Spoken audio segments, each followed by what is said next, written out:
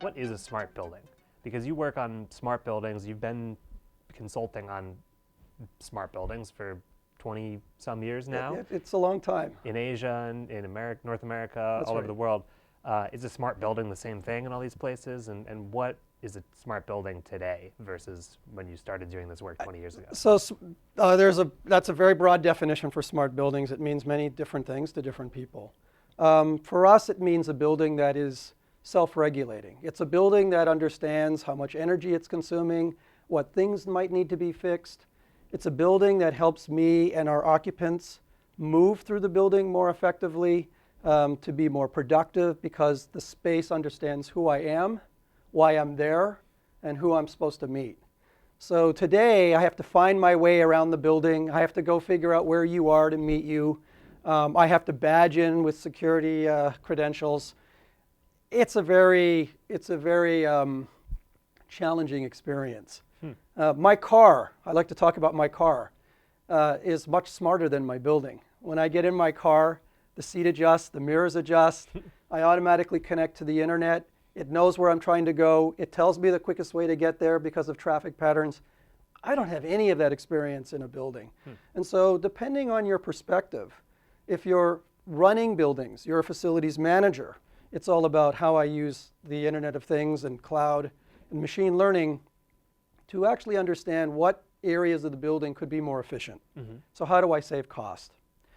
If you're a tenant in the building, it's all about how do the systems in the building help me do the things I'm trying to do? Meet the people I need to meet, find the spaces that I need to use to be more productive.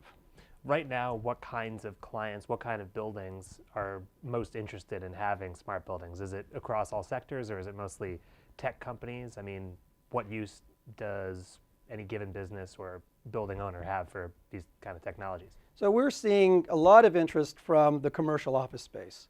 And there's a lot of overlap with university campuses, for example, where you have a collection of buildings and you're trying to get a sense of what's really occurring with the buildings. And energy seems to be one of the biggest areas where we've got government policies forcing many, many companies and organizations to really understand how their buildings are, how much energy their buildings are consuming, and how much carbon emissions they're producing. So there's incentives coming from the government that are forcing commercial enterprises, real estate developers, university campuses to focus a lot on that area. We're also seeing a lot of interest in retail. And just in the same way that when you're surfing on the web, you go to Amazon or you go to Microsoft Store, we can recommend products for you based on your browsing experience. You could apply the same type of experience to a mall. I can see where you're going. I can see what stores you visit. I could see where you are online. And so we're trying to see how IoT can help the retailers engage customers in a unique and much more compelling way, and hopefully drive up revenue. So I would say those are the 3 or 4 biggest areas that we're seeing a lot of interest. I wonder how this network of smart buildings that's being built right now will interact with the rest of the infrastructure of a city. I feel like you would have to have the utilities on board, the electric Definitely. utilities, power plants, probably, who knows, the street lights maybe, Yep. Department of Streets and Sanitation. So how far along are we in that process of networking with public services? Well, we actually have a big initiative at Microsoft called City Next. And it's really about how the city is transforming to really accommodate the influx of people who are moving from rural areas into the city. Cities are competing with each other for the sort of live-work experience. Absolute interest in smart parking, and we're doing some work there. What's smart parking? Smart parking is just, today, it turns out I spend a way disproportionate amount of my time trying to find a parking spot. Sure. Right? And so can we use sensors, IoT, cameras, to help me as I enter the garage, just say, this is the space that's been assigned and here's the way to get to it. And really reduce the amount of time it takes for me to find a spot. Obviously, cities are very interested in traffic and traffic congestion and how we can use traffic monitoring as a way to help move people through the city more effectively. So those are really the big areas. And then, of course, in many cities, there's a big focus on security. And we're doing work with the New York Police Department and other organizations around the world to use IP cameras and do motion and sensor detection of things that really shouldn't be happening. A bag that's left behind, a car that looks suspicious, or we're looking for the license plate of a particular car. The camera and facial recognition and image recognition technology is a big deal for cities. What's an IP camera? It's a software camera that's able to capture the images, and we can send that image into the cloud and actually process what we're seeing. It turns out that our software and cameras can actually recognize objects faster than the human eye and brain. So we are able to process information in almost real time to tell you that the car that just drove by you at 60 miles an hour is one that the police need to be pulling over. I mean, that makes perfect sense, but I have to ask about privacy concerns, right? Absolutely. So privacy is the big issue, and I think, you know, there's this whole platform for disclosing what we call personal identifiable information, PII. And that is, you know, companies have to be very, very cognizant of what information you can use. And what I see is there's a sort of symbiotic relationship between the company and me. I want to disclose more about me, but then I expect more unique services targeted for me. And so the sharing of information and the privacy around that information has to be watched very carefully.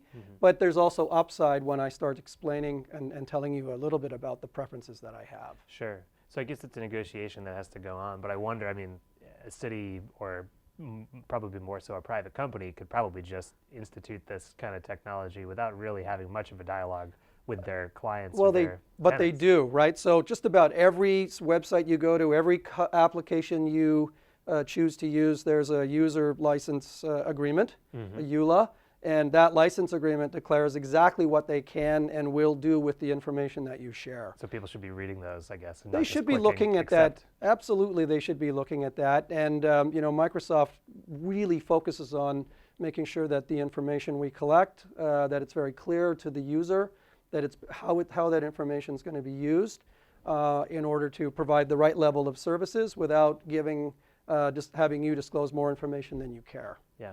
Another concern is security. I mean, someone being able to hack into that information you just mentioned and breach that, or hack directly into something that's in the Internet of Things, like a car, and it's been Or a shown, camera, or right. camera, right, and just take control of a device. I mean, that could have huge implications. So what sort of, how secure is the Internet of Things right now, and what progress is being made about securing it? Well, it's not that secure, actually, and it turns out that with low-cost devices, we tend to focus on the communication of the information from the device to the cloud. Right. But we have very strict rules about encryption, that the communication needs to be encrypted, that the hardware running on the device needs to support an encryption stack. And so this actually forces up the cost, potentially, of an IP camera or a sensor or a Bluetooth beacon. But it's very important to know that without the hardware and software technology to manage encryption, for that device to be identified by the cloud, and for a secure communication to occur, there is a very real risk of people being able to hack into some of these low-cost devices. Right. Your fridge monitor or the IP camera in your living room. And so we've written a number of open source code that allows us to, and developers that use our software, to ensure that that device is secure. The cloud knows it's secure, knows it can set up the communication protocols to share information in a secure way. And we'll need everyone doing that to make the Internet of Things a very real possibility going forward. Are there specific concerns for tall buildings or buildings in general? I mean, for an audience of architects and developers? So as an architect, I mean, it's exciting to see the opportunities around, you know, tall buildings emerging around the world. I think some of the biggest areas will be the egress. Again, tall buildings have a lot of people in them. How are you getting people in and out of those facilities?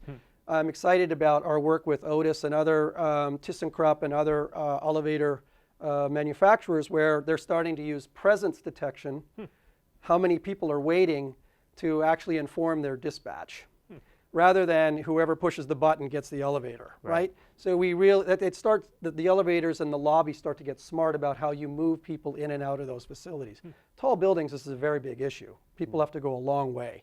The other big area in tall buildings I think is interesting is all around security and the fire safety. So we've had a number of issues in cities around the world where very tall buildings, we've seen some fires. How do you get people in and out of them? How are you using IoT in the cloud as a way to know who's where and how are we going to get them out of there? So we can use this kind of data to know that someone on the 71st floor is in a wheelchair. I may even know their name. And then what special care we may need to provide to get that person out of the building. This is becoming a more critical issue as we go forward. And so my phone can identify who I am. It can tell through a private and secure connection where I am and hopefully help law enforcement or fire safety people find me if it's necessary.